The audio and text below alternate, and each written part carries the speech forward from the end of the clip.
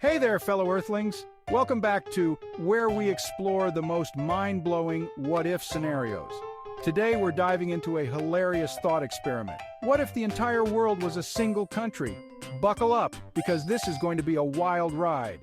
First up, let's talk about the national anthem. With every language represented, our anthem would be hours long.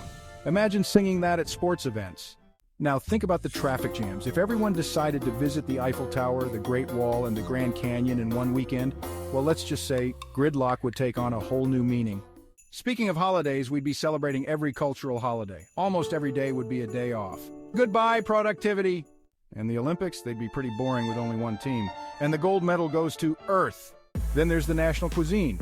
Just imagine a meal that's a mix of sushi, tacos, curry, pasta, and burgers.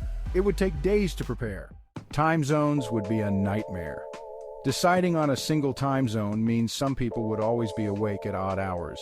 Good morning and good night would be interchangeable greetings. Imagine electing one president for the whole world. Campaigns would be epic and voting would take a year. We'd need a universal currency. Maybe we trade in cat videos or pizza slices. Sounds fair, right? Language barriers? Every conversation would need simultaneous translation. Meetings would sound like a room full of auctioneers. Local sports rivalries would become intense.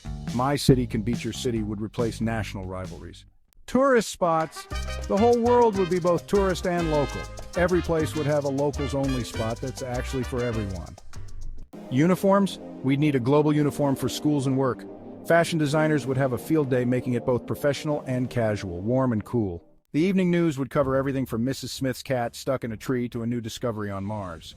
Public transport? Commuting would be a nightmare. I'm just catching the bus to New York from Tokyo, be there in 20 hours. And finally, universal speed limits. They'd have to accommodate both camels in the desert and racers on the Autobahn.